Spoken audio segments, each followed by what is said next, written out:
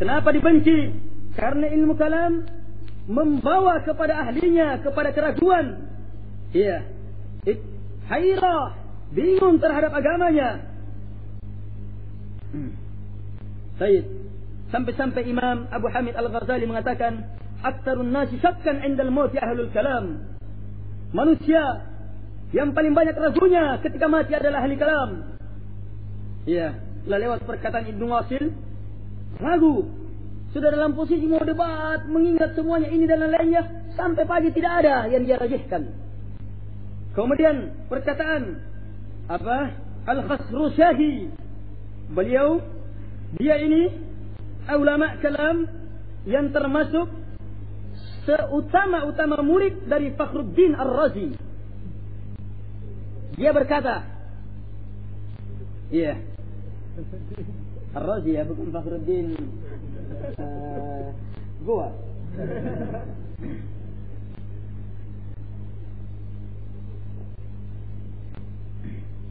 Perhatikan perkataan beliau. Dia berkata kepada orang-orang mulia, ada orang-orang mulia datang kepada dia suatu hari. Dia tanya sama orang itu, "Ma ta'taqidu?" Apa yang kamu yakini? Orang yang masuk itu mengatakan, "Ma ya'taqiduhul muslimuna."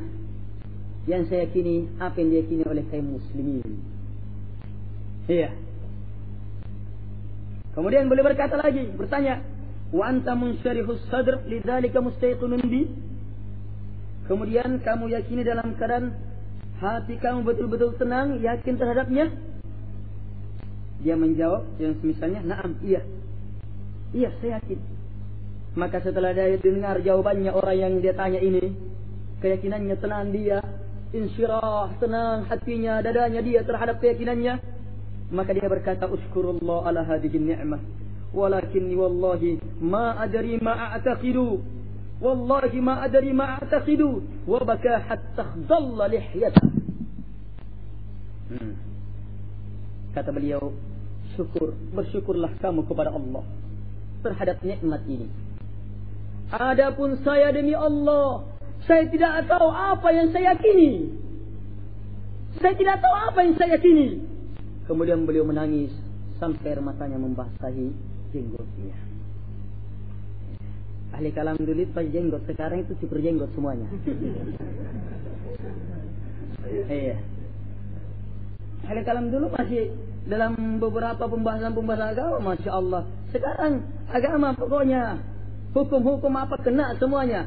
Bukan, jadi ilmu kalamnya sudah merusak akidahnya, hukum-hukum juga semuanya dirusak sudah. Ya kan? Berapa banyak hukum itu tidak bisa dilakukan dengan tidak cocok dengan akal, tidak cocok ini. Mungkin ini, mungkin diarahkan semuanya ditakwil. Iya. Pokoknya harus, tidak boleh. Intinya, ya jangan kita lakukan. Intinya. Sayyid. Yang kelima, Sayyid. Perkataan lain. Al-Khunanji. Ya. Al-Khunanji. Orang Faris asalnya. Ulama'nya filsafat dan mantiq. Berkata ketika akan meninggal, "Ma'araftu mimma hasaltu syai'an siwa anna al-mumkina muftakhirun ila murahjih." Thumma qala al-iftikhar wasfun salbi wa amutu wa ma araftu syai'a. Kata Al-Khunanji, namanya Muhammad ibnu Namawur. Iya. Katanya, saya ini ketika mau meninggal, saya tidak tahu apa yang saya telah hasilkan ini. Sedikit pun juga, tidak ada yang saya tahu. Kecuali, ini ilmunya masih tinggal ini. Annal mumkina muftaqirun ila murajjihun. Tinggal ini ilmu kalam yang tertinggal. Bahwa yang mungkin itu, mungkin itu memerlukan murajjih, perajih. Tidak usah dipahami, pokoknya di yang tinggal.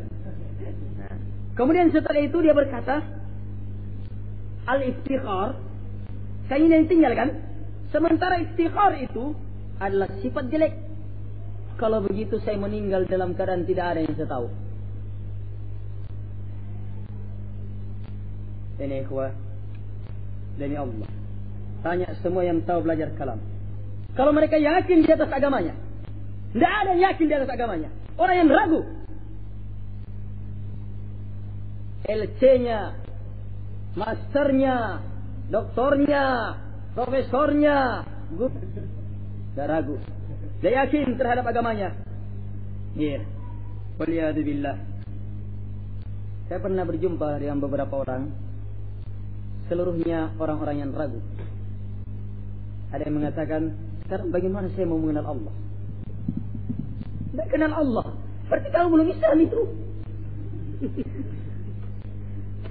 Sekarang bagaimana mau mengenal Allah? Orang Islam itu tidak hanya sekedar mengenal Allah. Karena dalamnya mengenal Allah, dia memperhambakan diri kepada Allah Subhanahu wa ta'ala. Islam sudah.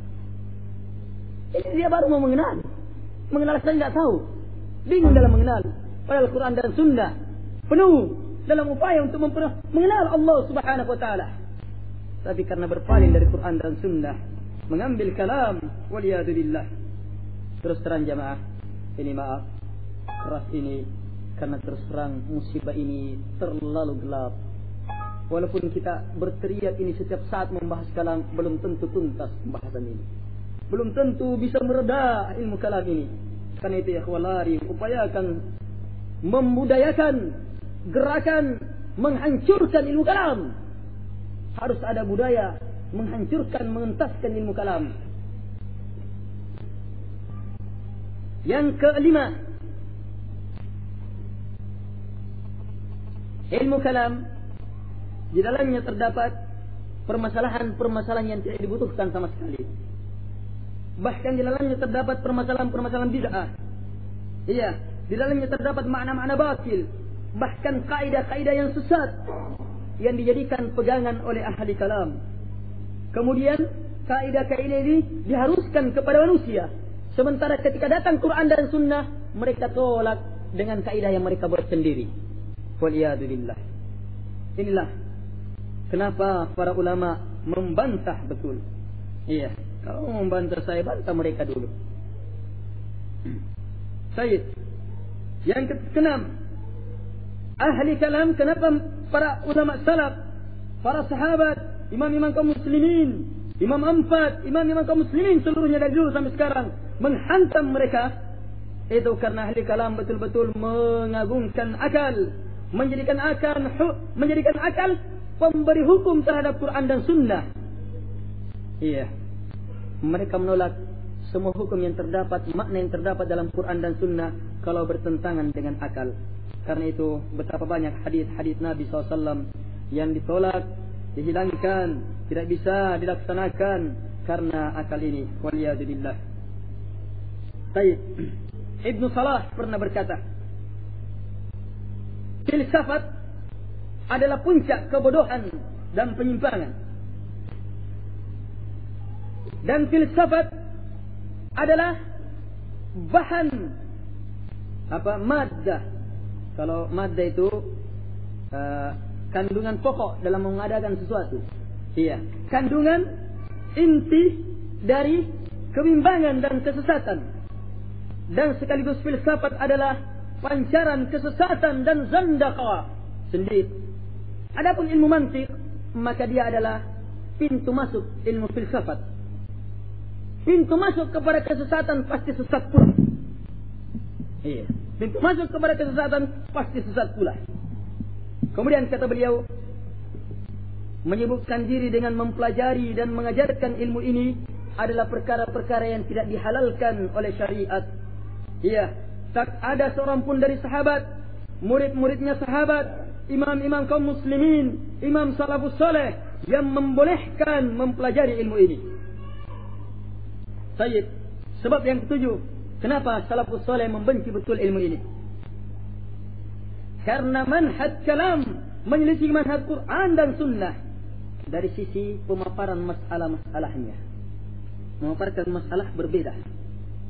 Iya, pemaparannya ini ilmu kalam itu panjang ke sana kemari, tembus, mungkin sudah banyak yang jatuh dan lainnya.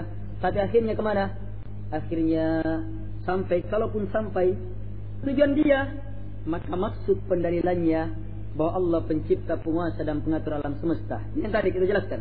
Iya, Kalaupun sampai, maka itu ke situ. Sementara dia lalai dari Al-Quran. Al-Quran dalam menetapkan adanya pencipta, itu 2 pertanyaan saja. 2 jalur akal. Selesai. Am khuliqu min ghairi syai'in am humul khaliqun. 2 pertanyaan. Am khalaqus samawati wal ard bal la yuqinun. Dalam surat Tur. Dengarkan pertanyaannya. Yang tidak ada satu orang pun bisa lepas. Pasti menetapkan ada pencipta. Pasti menetapkan ada pencipta. Pertanyaan pertama. Am khuliqu min ghairi syai'. Apakah mereka dicipta tanpa dari sesuatu? Mereka ingkari adanya pencipta kan? Sekarang kamu dicipta tanpa ada sesuatu menciptakan kamu?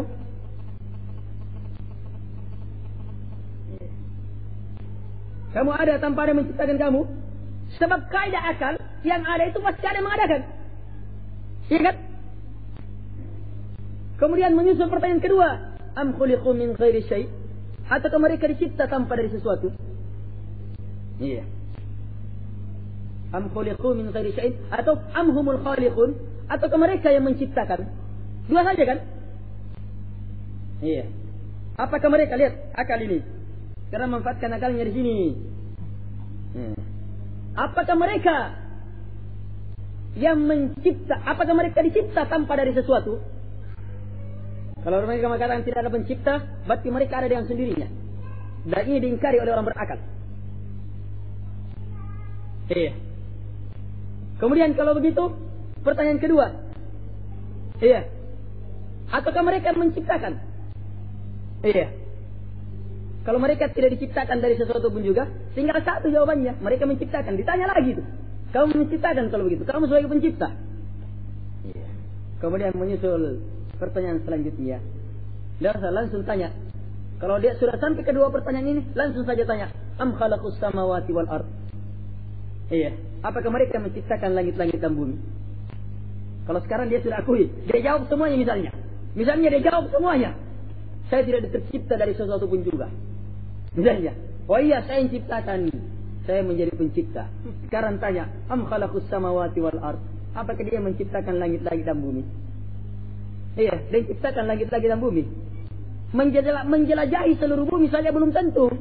Mereka tahu semua apa yang ada dalam kandungan bumi. Sehingga bagaimana mungkin dia menciptakan? Waliyadzubillah. Jawabannya, bal la yuqinun. Mereka tidak yakin. Ini jawabannya. Itu tidak yakin. Adapun hujjah akan adanya Allah sangat jelas. Hujjah akan adanya Allah Subhanahu wa taala sangat jelas. Baik, ini jamaah sekalian. Yang ke-8. Kenapa para ulama salaf mencelah kalam ini? Karena ilmu kalam ada sebab terjadinya perpecahan, perselisihan. Iya.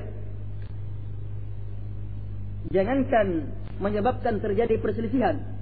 Iftiraqul ummah itu semakin banyak setelah adanya ilmu kalam, ilmu filsafat. Jangankan terhadap umat, terhadap mereka saja mereka berselisih dengan perselisihan yang sangat banyak. Iya. Jelas jemaah. Karena itu siapa yang semakin mazhab, siapa yang semakin masuk mendalami ilmu kalam, maka dia pasti yang paling banyak berpecah. Waliyadzubillah. Baik. Kemudian yang ke-9 di sini kata beliau, kenapa? Apa? Ilmu kalam, ahli kalam itu memusatkan. Ya. Sudah tadi dari awal, ilmu kalam itu pembahasannya kemana ikhwah? Kepada akidah kan? Pembahasan akidah yang banyak dibahas, pembahasan akidah yang banyak dibahas dalam beriman kepada Allah, dalam perkara rububiyah.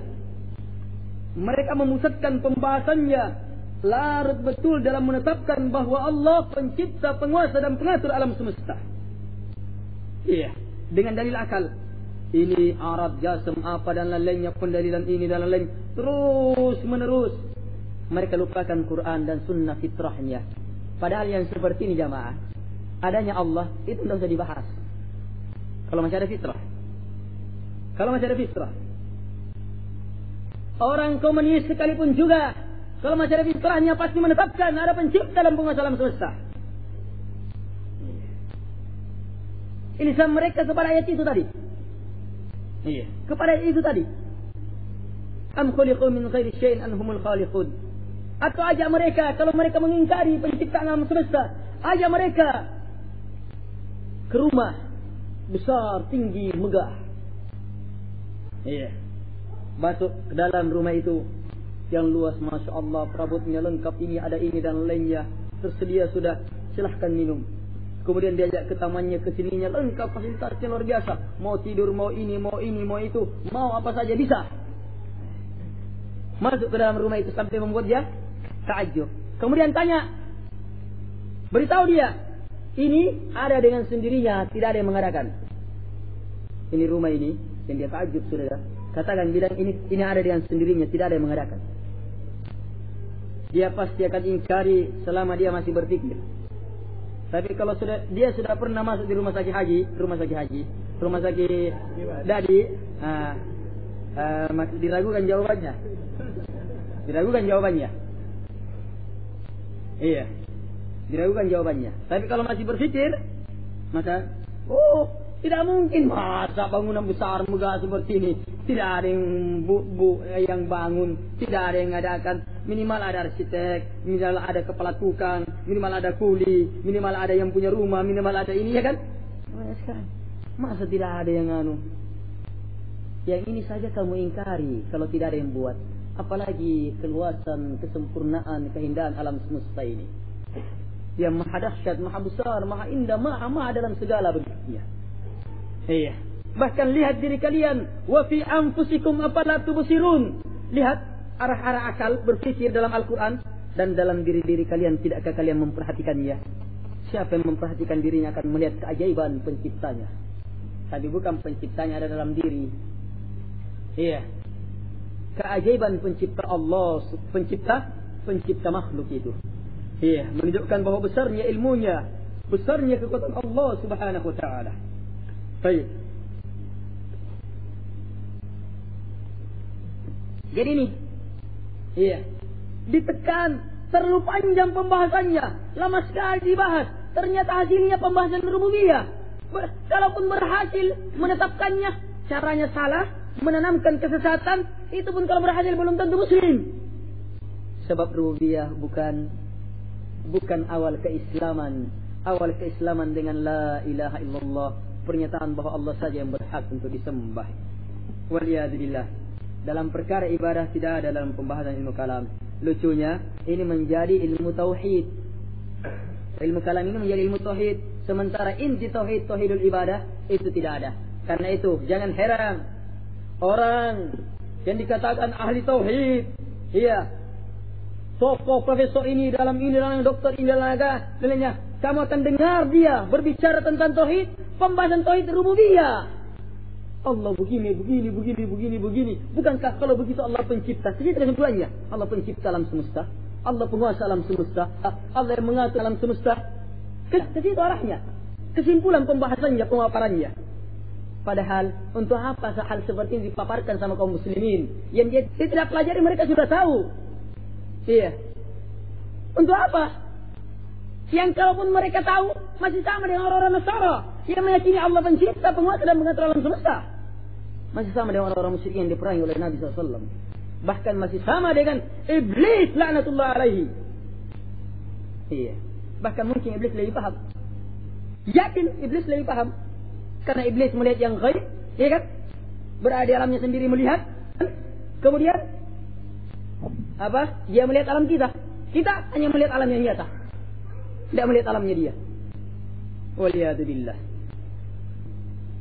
Dan yang terakhir disebutkan di sini yang menjadi sebab salafus saleh mentahdir ilmu kalam dan orang-orangnya, karena ilmu kalam ini mengarahkan orang-orang yang memilikinya ini terjerumus ke dalam bentuk-bentuk pelanggaran agama, masuk ke dalam perbuatan-perbuatan haram, malas salat, terjerumus dalam fawahish, zina ini dan lainnya, dan mereka anggap gampang semuanya.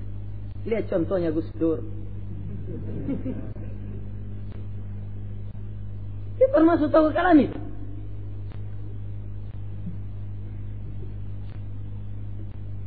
Waliyadzubillah. Lihat contohnya siapa lagi? Yang memfatwakan film porno.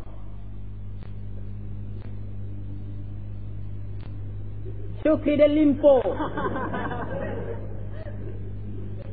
Ini termasuk didikan YN, walaupun dia menghantam YN dan lainnya. Bibit-bibit ilmu kalam. Coba lihat. Dia sepertinya Quran, sunnah dan lainnya. Tapi lihat bibit kalam itu. Lihat itu. Hasil pembinaannya itu. Itu yang sudah dianggap itu hebat itu. Bahkan membantah Muhammadiyah. Iya. Membantah Muhammadiyah, menghantam jiwa YN-nya. Gurunya. Dibenci YN, dibenci sama Muhammadiyah. Iya. Tapi bibit dari tempat dia berasal. Iya. Tidak apa-apa. Bahkan sunnah katanya. Kalau digunakan untuk merangsang syahwat orang-orang yang tidak punya syahwat. Iya. Ini fatwa ini semua orang yang masih bisa berpikir itu pasti ingkar itu. Tapi kalau pengikutnya sudah tidak bisa berpikir, itu tidak bisa diikutkan sama dia. Orang-orang yang sudah rusak akalnya dalam berpikir. Itu bukan ahli hadis. Jahlun bil hadis. Orang yang bodoh dalam hadis. Orang yang paling bodoh dalam hadis itu. Saya kasih satu contoh saja. Syukri itu, kalau saudara dalam kutubus sittah, kalau diriwayatkan An-Nasai misalnya, sudah sahih itu. Orang yang belajar satu hari ilmu hadis di tempat yang betul, itu sudah tahu ini kebodohan ini. Masa diriwayatkan An-Nasai langsung sahih? Bahkan dipastikan sahih. Kalau kutubus sittah sudah pasti sahih. Dari mana itu orang tahu hadis seperti itu? Tapi orang-orang namanya yang menilai juga orang-orang awam, kasihan masyarakat awam, kasihan. Iya. La ilaha illallah. Ini ikhwah. Dan ini banyak. Seperti ini. Antum lihat kan, orang-orang yang belajar ilmu kalam, salat tidak? Kalaupun salat apa? Iya. Kalaupun dia salat, apakah dalam keadaan yakin terhadap yang disembah? Yakin terhadap yang disembah? Baik. Ini ikhwah. Kenapa para ulama betul-betul membantah menghantam ilmu kalam ini? Baik. Kita akan sebutkan. Iya. Rujuk. Ini pembahasan. Rujuknya. Rujuk. Kau rujukkan. Menyesali. Iya. Penyesalan. Rujuk kembali. Rujuknya. Pembesar-pembesarnya ahli kalam. Iya. Sudah lewat beberapa pembahasan tadi. Perkataan orang-orang ahli kalam yang rujuk. Sekarang lihat. Abul Hasan Al-Asy'ari. Kenal kan? Yang sekarang terkenal mazhabnya dengan mazhab Asy'ariyah. Perlu dipahami, Abul Hasan Al-Asy'ari itu mempunyai 3 marhalah dalam akidah.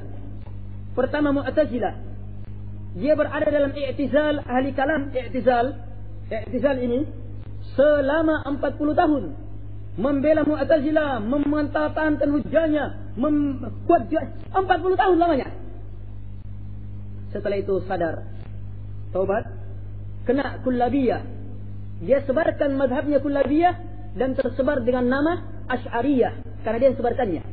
Makanya Asy'ariyah dan kullabiyah hampir mirip paham-pahamnya. Karena dia mengambil dari gurunya Ibnu Kullab. Nah, berubah sedikit tunjuk ke situ. Nah, ini semakin tersebar. Ketika dia sadar kesesatannya Mu'tazilah yang memang dalam hal akal lebih lagi daripada Asy'ariyah, tapi Asy'ariyah itu juga ilmu kalam juga ya. Ahli kalam juga. Orang Asy'ariyah itu kalam juga, kalamiyah. Ya. Ketika sadar dari i'tizal, dia hancurkan bangsa i'tizal dengan sehebat-hebatnya. Sadar betul kesesatan i'tizal. Kemudian setelah itu sadar masuk ke dalam mazhabnya Imam Ahmad. Mazhab Imam Sunnah, kembali kepada Quran dan Sunnah. Mazhab terakhir inilah yang diingkari oleh orang belakangan, padahal kitab-kitab beliau menyaksikan hal ini. Iya. Lihat yang lain. Abul Ma'ali Al-Jawni, ulama kalam, ahli kalam, pembesar dalam kalam. Dia berkata, ya ashabana, la tashtaghilu bil kalam, falau arafta anna al-kalama yablughu bi ila ma balagha mastaghalta bi. Wahai para sahabatku, jangan kalian menyibukkan diri dengan ilmu kalam. Seandainya kamu tahu apa yang telah terjadi pada saya karena ilmu kalam ini, apa yang telah terjadi pada saya karena kalam ini, maka pasti kamu tidak akan menyibukkan diri dengan ilmu kalam. Siapa yang tidak kenal Abul Ma'ali Al-Juni? Iya. Waliyadzubillah. Kemudian ketika dia mati, mau meninggal. Ketika dia meninggal dia berkata, "Laqad khudtul bahr al-'azam." Al-khadam. Wa khallaytu ahla al-islam wa ulumah. Wa dakhaltu fil ladina nahawni anhu. Wal ana fa illam yatadarakni rabbi bi rahmatihi fal wailu lil jawni wa ha ana amutu ala aqidati ummi atau qala ala aqidati ajaizi ahli Naisabur. Beliau berkata, saya sudah selami lautan yang dalam, saya sudah lewati ahli Islam dan ilmu-ilmunya. Luasnya pembahasannya dia. Iya. Kemudian dan saya masuk ternyata di dalam sebuah larangan yang saya dilarang atasnya, ilmu kalam. Dan sekarang saya, seandainya Rabbku, rahmatnya Rabbkah saya, rahmatnya Allah tidak sampai kepada saya, maka celaka betul bagi Al-Jawni. Dan saya sekarang ini meninggal di atas akidahnya ibu saya yang tidak pernah belajar apa-apa. Iya. Itu pun masih untung ini, masih sampai situ. Masih untung, masih bisa kembali akidahnya kepada akidahnya ibunya. Iya. Dalam lafaz yang lain, di atas akidahnya orang-orang kolotnya, ahli Naisabur. Iya. Ini masih untung ini, masih bisa kembali selamat sampai di situ akhirnya. Waliyadzubillah. Sayyid Asy-Syahrasatani dalam kitab Nihayatul Iqdam, dia sebutkan bahwa ada orang yang bertanya kepada dia tentang agar supaya masalah-masalah pokok agama itu, pokok-pokok agama dikumpulkan karena dia dianggap sebagai orang hebat. Maka beliau jawab, telah ada orang yang menganggap saya hebat padahal tidak, bantah semuanya. Dia jelaskan. Kemudian diakhiri dengan bait syair, la'amri laqad tuftul ma'ahida kullaha وسرت الطرفي بين تلك المعالم فلم أره إلا وادعا كف حائري على دقني أو قارئا سن نادم. Kata beliau, demi bersumpah, demi